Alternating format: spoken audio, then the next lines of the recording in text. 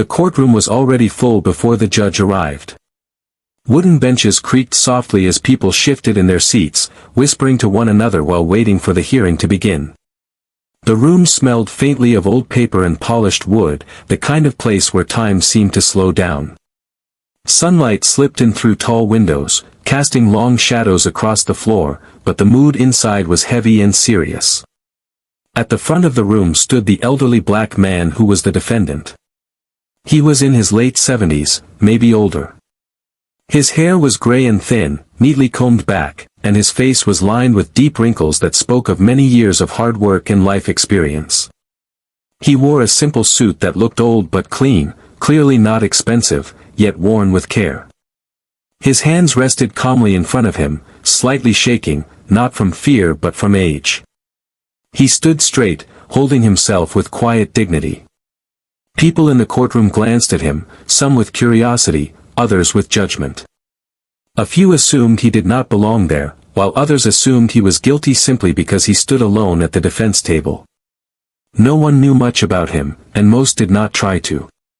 To them, he was just another defendant, another name on a long list of cases to be heard that day. The prosecutor sat confidently at his table, flipping through files with sharp movements. He looked relaxed, almost bored, as if this case meant nothing to him. To him, this was routine work. He did not look at the defendant with interest, only with the quick glance someone gives when they think they already understand the situation.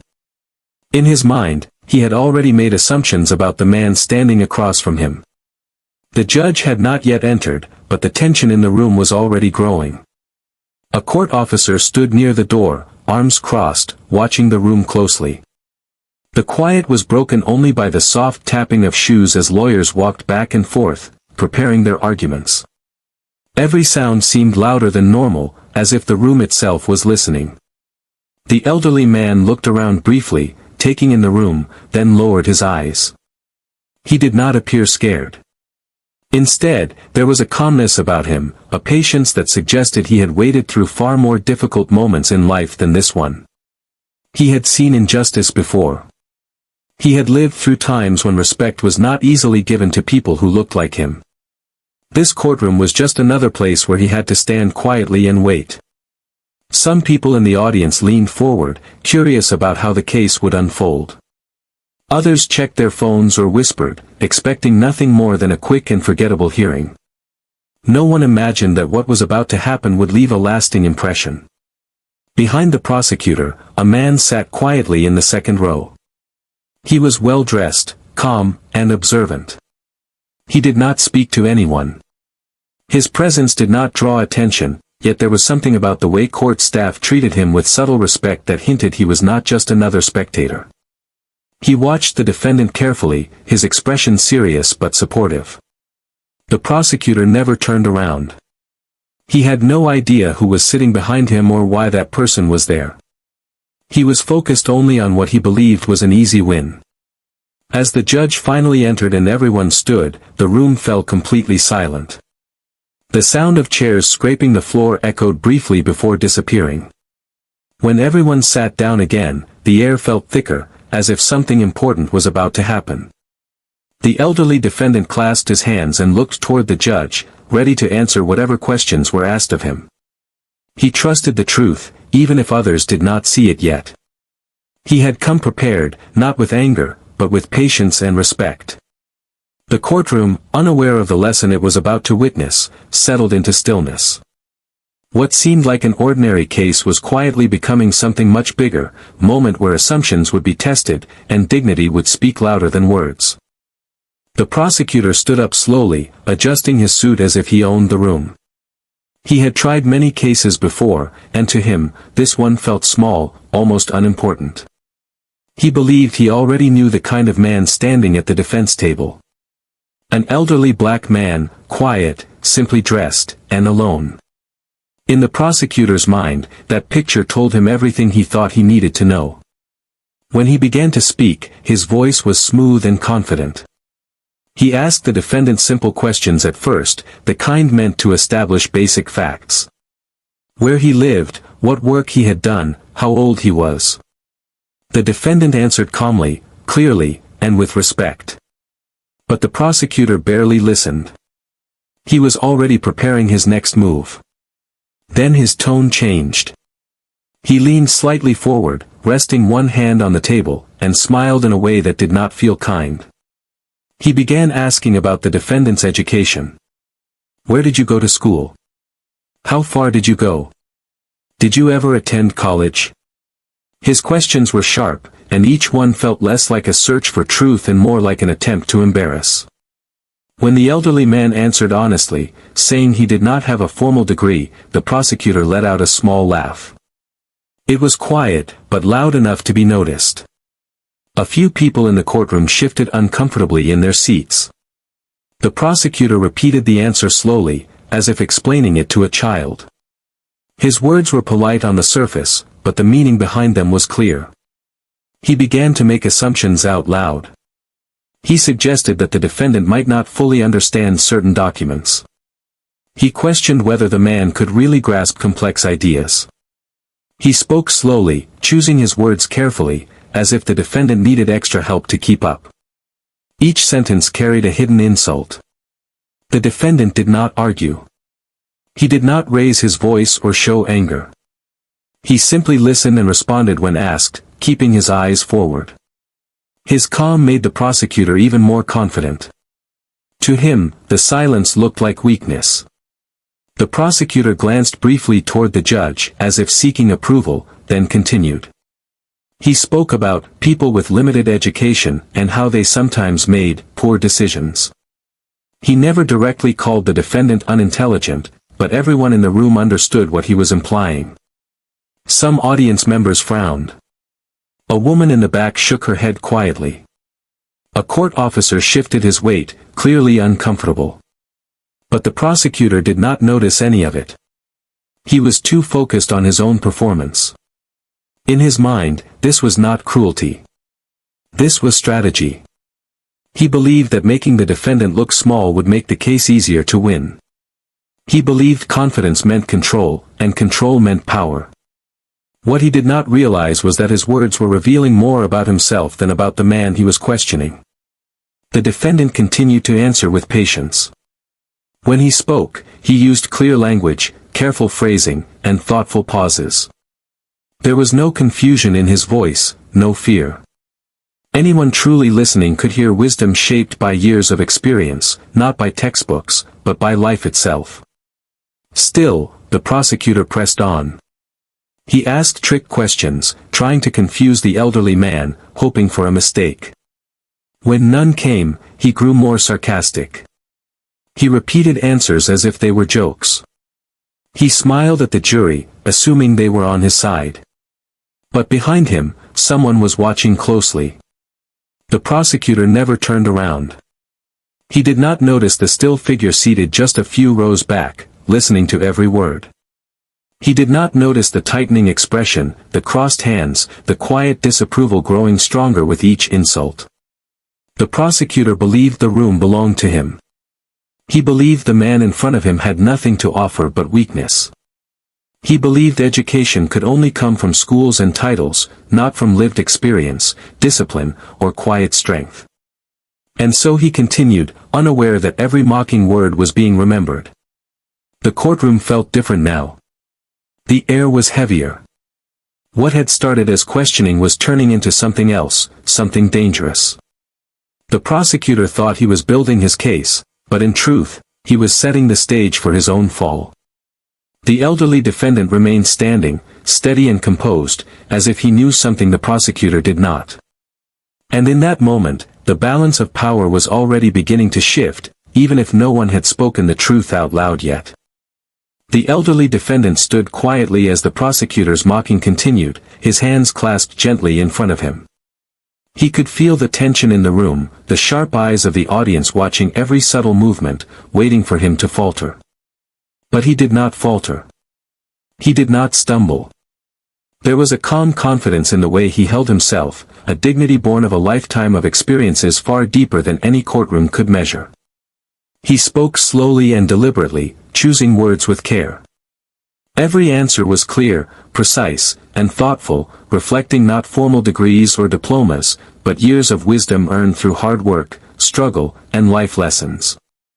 He did not rise to the bait of the prosecutor's sarcasm or let his patience wear thin. Instead, he responded politely, with a quiet strength that seemed almost effortless. Every time he opened his mouth, the room shifted slightly. People leaned forward in curiosity, surprised by the clarity and intelligence in his speech. The prosecutor, on the other hand, was growing more aggressive. Each condescending remark was meant to chip away at the defendant's confidence, to make him appear small, foolish, or uneducated. He repeated phrases like, people with limited schooling, and, those who may not understand, smiling smugly as if he had already won the battle. He thought he could dominate the room, but he was missing the most important detail. The elderly man's composure and quiet authority commanded attention in ways the prosecutor could never understand. With each question, the defendant subtly revealed not just knowledge, but insight. When asked about events from his past, he described them with such vivid detail and perspective that it became clear he had lived a life of deep thought and careful observation. He spoke about choices he had made, obstacles he had overcome, and lessons he had learned, things that no formal education could teach. The prosecutor's attempts at mockery only highlighted the man's intelligence, as if each insult were an unintentional spotlight on his resilience. Even the jury began to notice. Faces that had seemed passive earlier now showed hints of curiosity, some of surprise. Whispers among a few spectators were quiet but audible. "He knows what he's talking about," one said under her breath, and another nodded slightly. The defendant's calmness and reasoned answers began to contrast sharply with the prosecutor's arrogance, creating an unspoken tension that filled the room like a thick fog. The elderly man's eyes occasionally flicked toward the judge, but not in fear or submission, only in acknowledgement, as if to remind everyone that he respected the process, even while enduring disrespect. He did not seek to humiliate or embarrass anyone, he simply allowed his own words and demeanor to carry the weight of truth. The quiet dignity he displayed was more powerful than any argument, more persuasive than any evidence the prosecutor could present. Even the court reporters noticed it. Fingers paused over keyboards as they typed his measured responses, the kind of words that demanded attention not just for content but for character. The courtroom staff, too, began exchanging subtle glances, recognizing that something important was unfolding before their eyes. The more the prosecutor tried to control the narrative, the more obvious it became that he had underestimated the man standing before him. Every sarcastic remark, every condescending tone, every smirk directed at the defendant only reinforced the elderly man's unshakable calm. He had faced prejudice, ignorance, and ridicule before in his life, and he knew that responding with anger or defensiveness would only give his critics power. Instead, he allowed patience, intelligence, and dignity to speak for him. There was a quiet tension building, almost like electricity in the air. The prosecutor's confidence, once unshakable, now seemed fragile. He had assumed that the defendant's silence was weakness, that polite answers were an admission of inferiority. But every calm word, every thoughtful pause, made it clear, this man's life experience, insight, and presence could not be dismissed or mocked. By the time the questioning paused for a moment, the room felt different. People were leaning forward slightly, their attention fully captured by the quiet authority of a man they had underestimated. The elderly defendant had done nothing dramatic, nothing overt, and yet he had shifted the energy of the courtroom. Respect was being earned, silently, through patience, dignity, and the quiet power of wisdom. The prosecutor, meanwhile, remained unaware of the effect his words were having, or failing to have. He believed he was still in control, still directing the narrative, still showing authority. In reality, the elderly defendant had already begun to reshape the courtroom, not with anger or loud words, but with composure and presence. The lesson was subtle yet undeniable. True strength is often quiet, intelligence is not measured by degrees, and respect cannot be forced, it must be earned. Behind the prosecutor, in the quiet shadows of the courtroom's second row, sat a man whose presence went almost unnoticed by most of the people there. He was calm, composed, and sharply dressed, his posture perfect, his eyes unwavering. To anyone else, he might have looked like just another spectator, quietly observing the proceedings. But in reality, he was far from ordinary. His connection to the case, and to the elderly defendant, was deeper than anyone in the room suspected. He had watched countless courtroom battles, studied human behavior, and understood the subtle currents of power that flowed through a room like this. The prosecutor, completely absorbed in his attempt to belittle the defendant, never once looked back. He assumed the courtroom belonged entirely to him, that the man in front of him was weak, that everyone else in the room would unquestioningly side with authority. But he failed to notice the quiet observer behind him, whose gaze was steady and unblinking.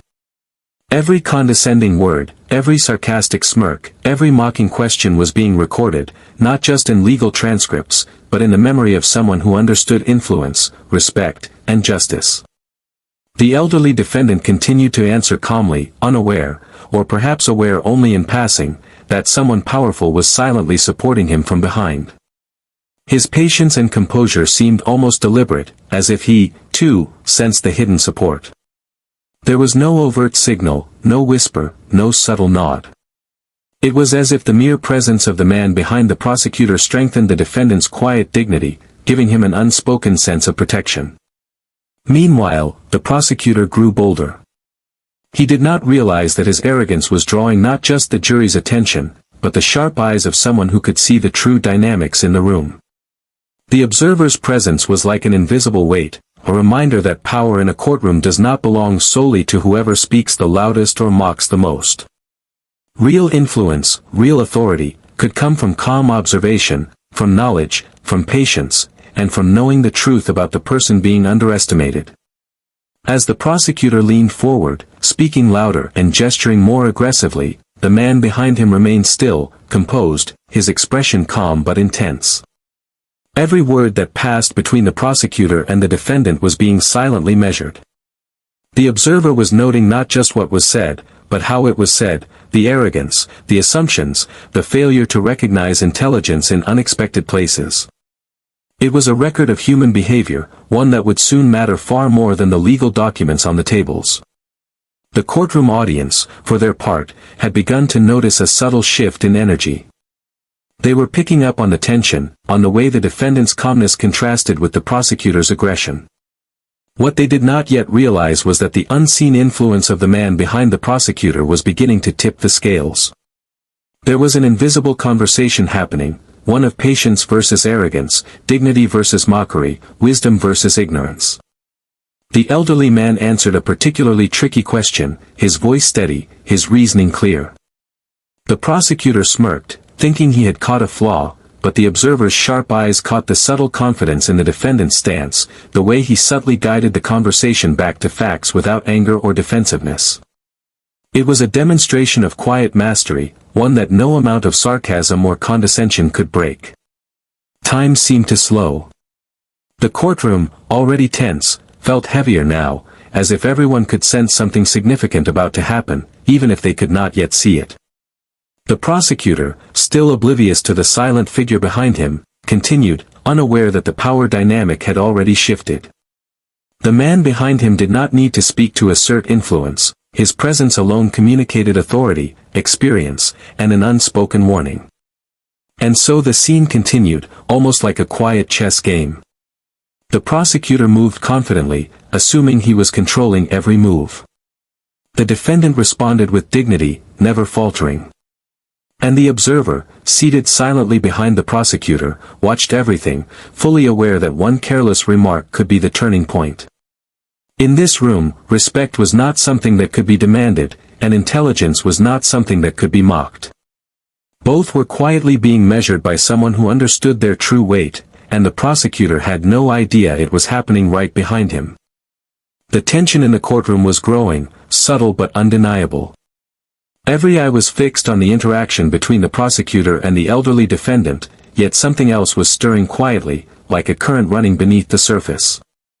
The prosecutor, confident and aggressive, was still unaware of the man seated behind him, whose gaze never wavered. That silent presence carried a weight the courtroom had not yet recognized, a quiet force that made even the most arrogant words seem fragile. The prosecutor pressed harder, attempting to make the defendant stumble. His questions became sharper, laced with sarcasm and condescension. "Are you sure you understand the documents before you?" he asked, voice rising slightly, each word dripping with assumed superiority. The jury shifted in their seats, sensing the tension, some leaning forward with curiosity, others frowning at the unnecessary aggression.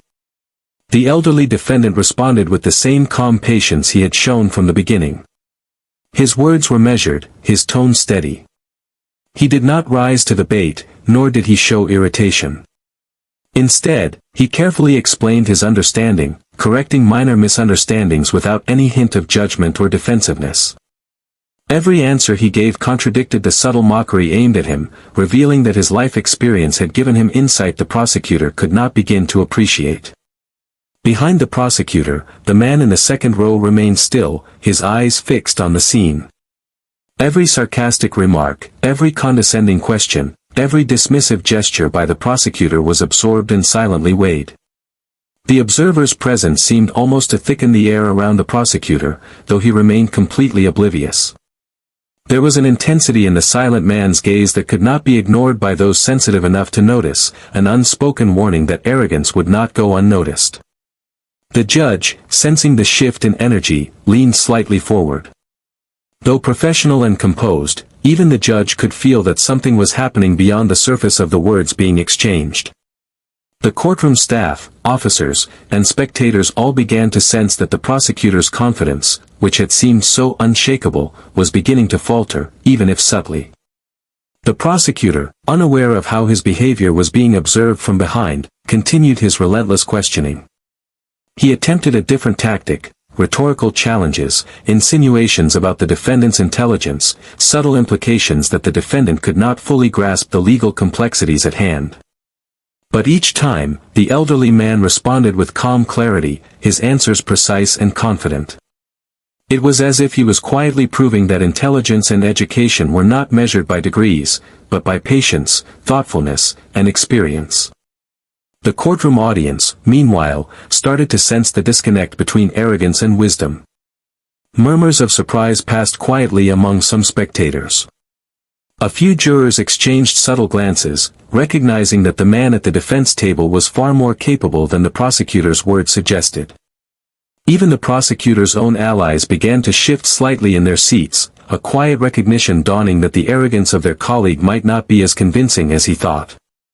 Every condescending laugh, every sarcastic smirk, was being registered by the silent observer behind the prosecutor.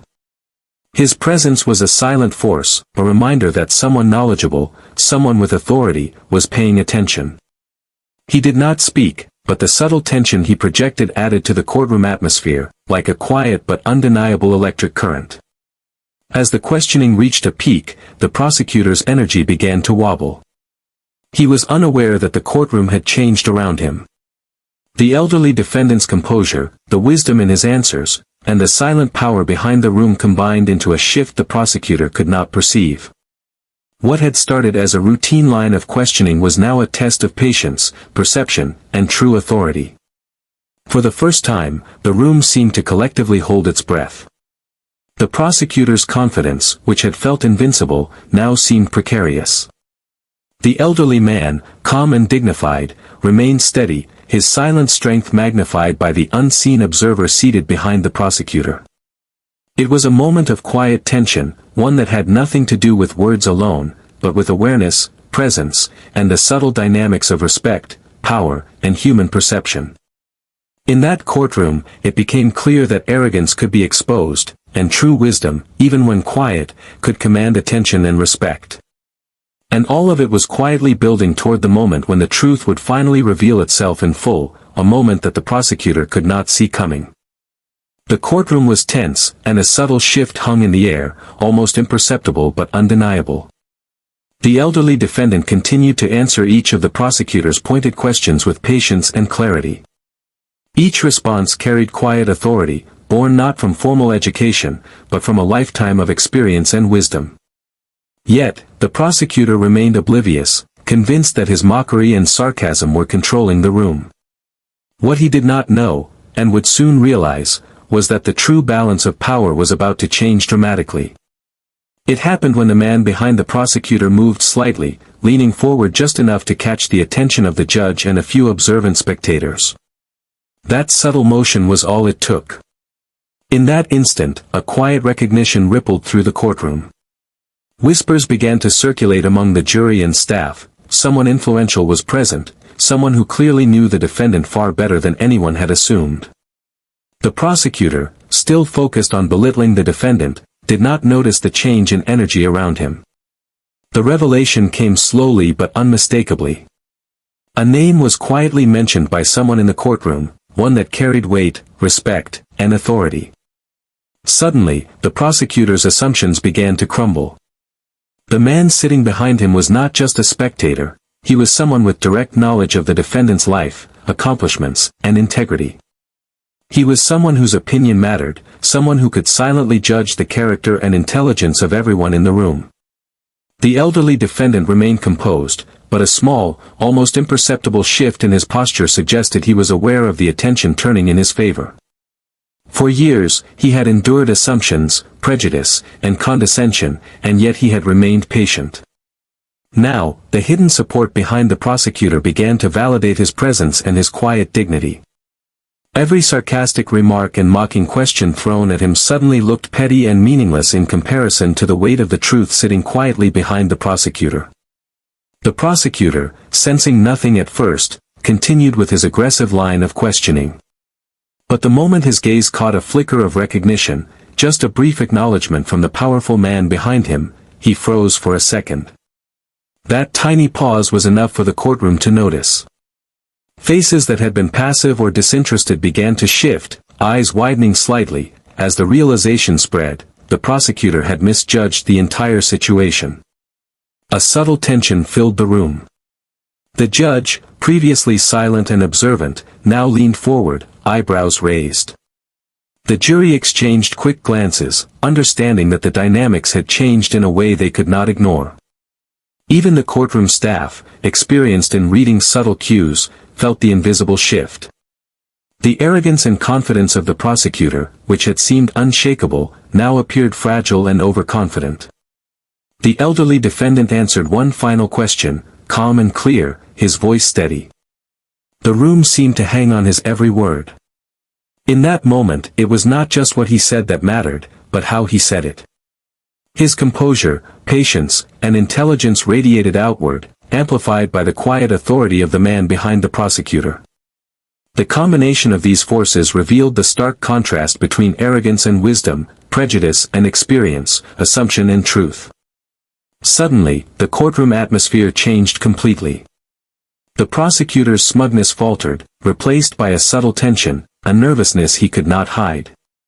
He realized that his strategy, mocking, belittling, and assuming superiority, had been built on a misunderstanding of who the defendant really was. Every sarcastic remark now seemed hollow, every condescending comment exposed as baseless. The judge, sensing the shift, addressed the prosecutor with measured words, reminding him of the importance of respect and professionalism in the courtroom. The hidden presence behind the prosecutor remained silent, but its impact was undeniable. The revelation had been made. The elderly defendant was not just a man to be underestimated. He was a figure of dignity and intelligence, recognized and respected by someone whose authority could not be questioned. By the time the courtroom paused for a brief recess, the energy had changed completely. The narrative that the prosecutor had tried to control was no longer his to command. The elderly defendant had been vindicated not through confrontation or loud arguments, but through patience, composure, and the quiet power of truth, amplified by the silent acknowledgement of someone who truly understood him.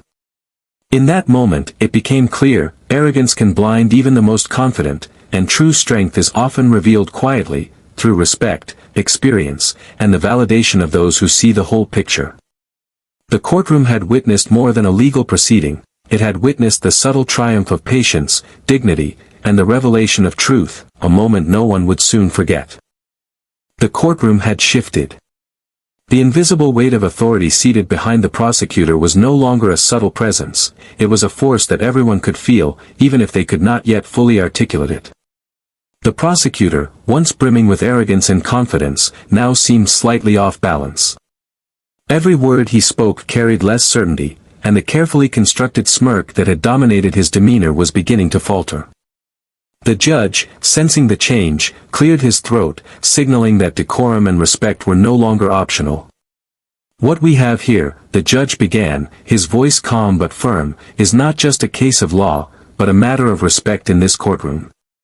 He paused, letting his words settle. The elderly defendant stood quietly, composed as always, hands clasped gently in front of him. His calm presence contrasted sharply with the prosecutor's faltering confidence, highlighting the imbalance of arrogance versus dignity.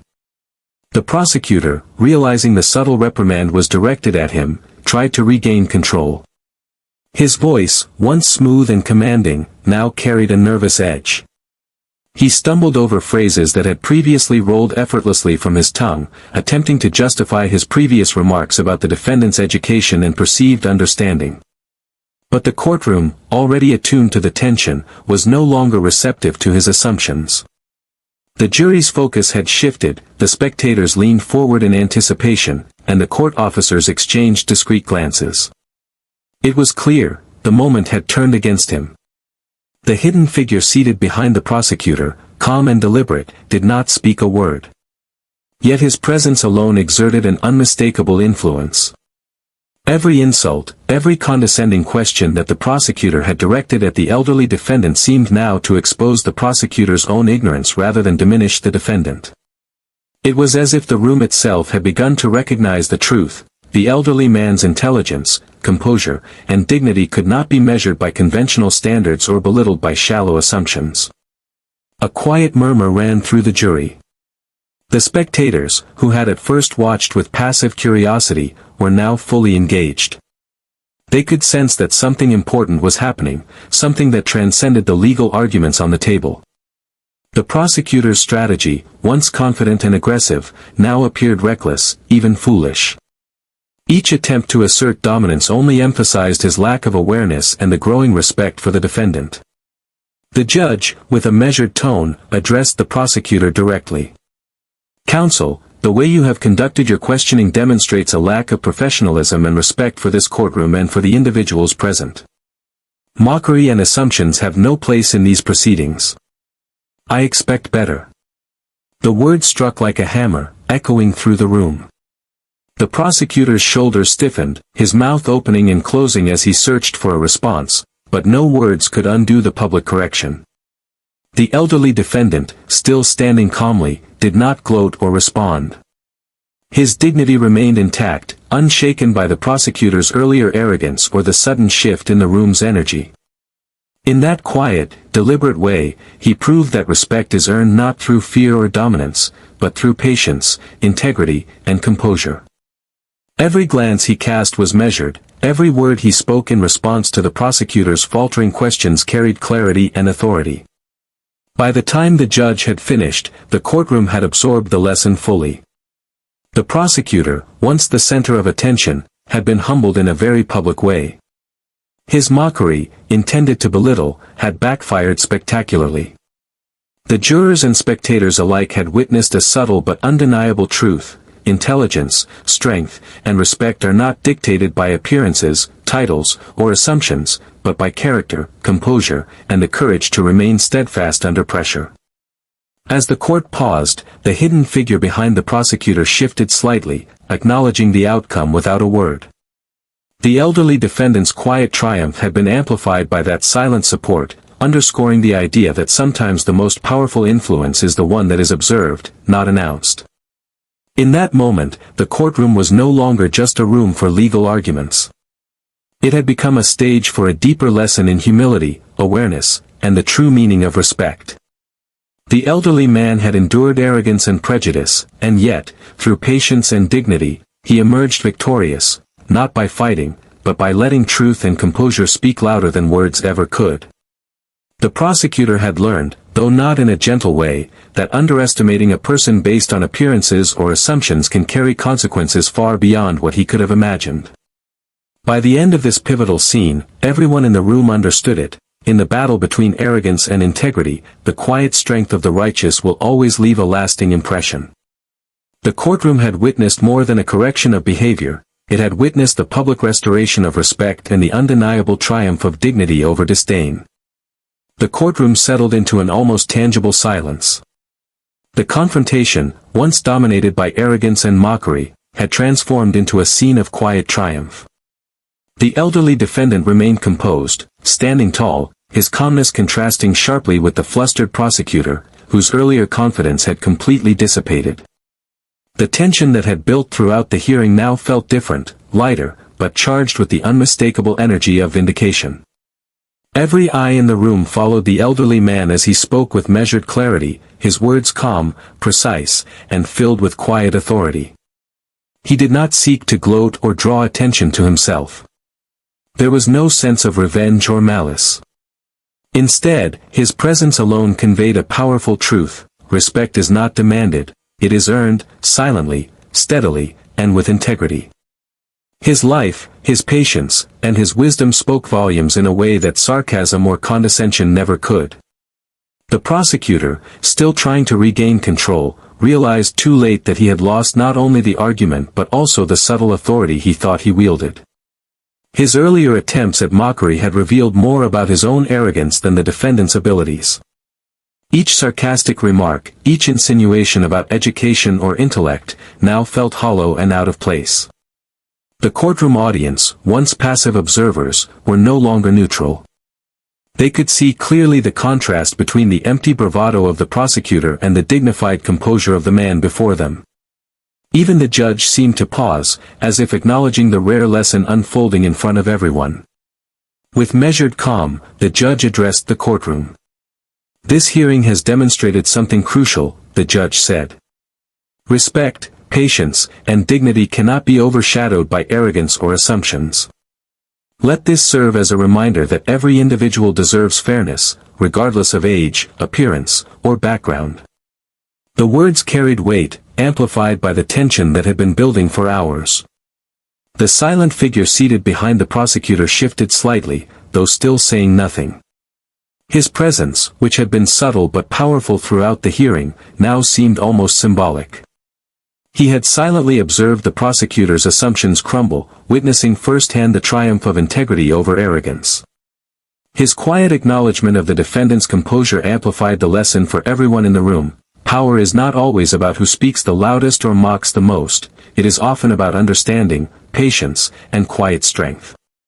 The elderly defendant allowed a small nod toward the judge, a gesture of respect and acknowledgement, before returning his gaze to the room. He did not need to assert dominance. His dignity and quiet confidence had already spoken for him. Spectators whispered softly among themselves, some shaking their heads in disbelief at the prosecutor's earlier behavior, others nodding in admiration for the man's poise. Even the jury, who had spent hours listening, seemed visibly impressed. What they had witnessed was more than a courtroom interaction, it was a lesson in humility, awareness, and the power of composure. The prosecutor finally lowered his gaze, realizing the depth of his misjudgment. He had assumed the elderly man was easily intimidated, that his words and mockery would control the room. Instead, he had been humbled, exposed, and reminded that assumptions based on age, race, or appearance are not only unjust but also dangerous. Every attempt at belittlement had backfired, leaving him to confront the truth of his arrogance. As the session concluded, the courtroom began to empty slowly, but the energy lingered. Spectators whispered about what had just occurred, the jurors carried with them the quiet reminder that appearances can be deceiving, and the staff exchanged knowing glances. The elderly defendant gathered his things, still calm and composed, each step measured with dignity. Outside the courtroom, the story would continue to resonate. The lesson was clear: true strength and intelligence are not always visible, and respect cannot be faked or demanded. The elderly man had endured mockery, prejudice, and condescension, yet he had emerged victorious, not through confrontation, but through patience, wisdom, and unwavering dignity. The courtroom had witnessed a moment that transcended the legal process, a moment that restored honor, corrected arrogance, and celebrated the quiet triumph of integrity. In the end, everyone present carried the memory of that day. The elderly defendant had not only defended himself legally but had also defended the value of respect, patience, and human dignity. The prosecutor had learned, though harshly, that arrogance has limits, and assumptions can lead to humiliation. And for the silent observer, the courtroom had proven yet again that influence often lies not in voice or volume, but in the quiet acknowledgement of truth. The lesson would linger long after the gavel fell: dignity, patience, and wisdom always outlast mockery and arrogance, leaving a lasting impression that no words or actions of disrespect could erase.